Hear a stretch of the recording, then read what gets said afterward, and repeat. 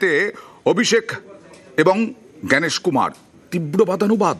অভিষেক আজকে দেখা করতে গিয়েছিলেন সিইসি অর্থাৎ চিফ ইলেকশন কমিশনার জ্ঞানেশ কুমারের সঙ্গে।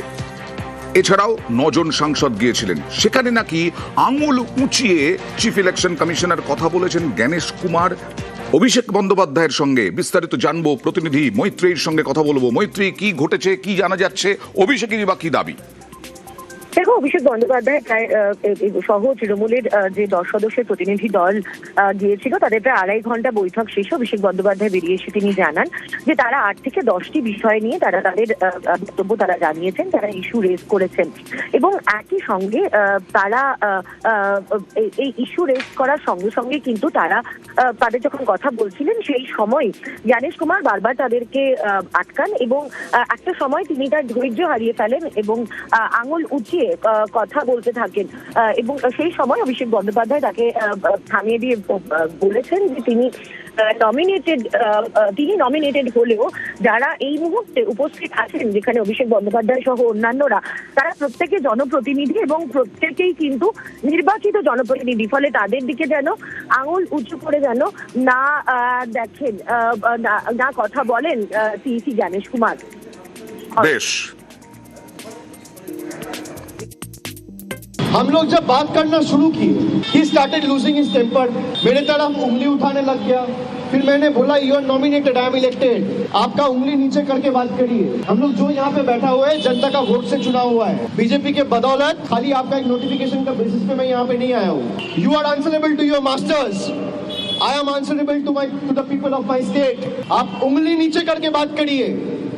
If he has the guts and all, let him release the footage. I'm standing outside the Election Commission's office. There it goes.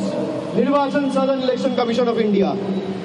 Gyanesh Kumar must be hearing what I'm saying before the media now. If he has the courage, he should come down and face the media. What is stopping him? He thinks the people of Bengal are his subservient. He thinks people of Bengal and we parliamentarians and ministers, the MLAs or the MPs who have been elected by the people, standing in long queues by exercising their franchise, are they bonded laborers? Are they slave? People of Bengal are made with different, they're made different, they're built different. We're not built like that will bow down before you. We will not sell our spine. Let BJP put their entire might and use all the agencies and whatever they have at their disposal.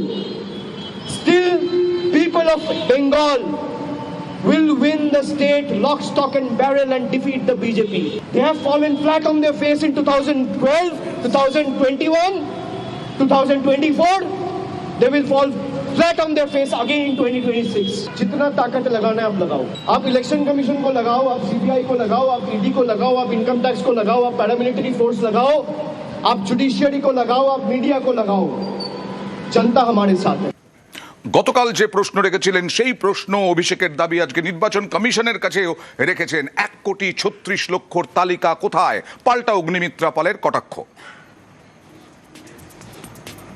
Election commission লুকাচ্ছে কেন? কার ভয়ে, কার আদেশে, কার অঙ্গুলি হেলনে? আর আমি 31 তারিখ দিল্লিতে নিজে যাব, আমি নিজে চিফ ইলেকশন কমিশনের সাথে দেখা করে সদুত্তর চাইবো। আপনার যদি উদ্দেশ্য সঠিক থাকে আর লোকাবার কিছু না থাকে, আপনি লিস্ট রিলিজ করবেন। বিজেপির নেতারা যেহেতু বলেছিল 1 কোটি 1.5 কোটি নাম বাদ যাবে লক্ষ্য পূরণের কারণে, আপনি ভারতবর্ষের ইলেকশন কমিশনার, আপনি বিজেপির ইলেকশন কমিশনার নয়।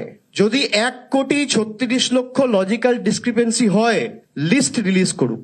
বাংলায় যদি 1 কোটি রোহিঙ্গা বাংলাদেশি থাকে, ইলেকশন কমিশন লিস্ট রিলিজ করুক। হয় লিস্ট রিলিজ করুন, নইলে বাংলার মানুষের কাছে ক্ষমা চান, কান ধরে ক্ষমা চান যে ভুল হয়েছে। কেন ইলেকশন কমিশনের বিরুদ্ধে এফআইআর হবে না? আপনি এসআইআর করে বাংলা দখল করতে চেয়েছেন, মানুষ এফআইআর করে আপনার বিরুদ্ধে গণতান্ত্রিক ভাবে জবাব দেবে। আমরা একটা সময়সীমা আগামী 31 তারিখ বেঁধে দিয়ে আসবো, আর যদি এই লিস্ট না রিলিজ করা হয়, ইলেকশন কমিশনের অফিস ঘেরাও হবে। অভিযোগ কেন হচ্ছে অভিষেক ব্যানার্জি? ভুয়ো নামগুলো কাটা হয়েছে বলে অভিযোগ? মৃত ব্যক্তি, ডুপ্লিকেট, শিফটেড, রোহিঙ্গা অনুপ্রবেশকারীর নামগুলো কাটা হয়েছে বলে অসুবিধা হচ্ছে? কোন জীবন্ত ভোটার যে বেঁচে আছেন তার নামটা কাটা হয়েছে, আপনি ইলেকশন কমিশনকে কমপ্লেন করুন, আপনি আদালতে যেতে পারেন। আপনি 2 দিন আগে ভার্চুয়াল মিটিং এ যেটা বলেছেন আমরা শুনলাম যে এতগুলো নাম কাটা হলে তৃণমূলের অসুবিধা হয়ে যাবে। এখন সেই অসুবিধা তো আমরা ঠিক করতে পারবো না। বাংলার মানুষকে যারা আমাদের সুযোগ সুবিধাগুলো কেড়ে নিচ্ছিল এতদিন, তারা আর কাটতে পারবে না, এটা তো আপনাদেরও সমর্থন থাকা দরকার। তাই আপনি যেতেই পারে, তাতে কোনো অসুবিধা নেই, কিন্তু আপনি গোলাবাদ যে চেষ্টা করছেন, এসআইআর বন্ধ করার চেষ্টা করছেন, সেটা কিন্তু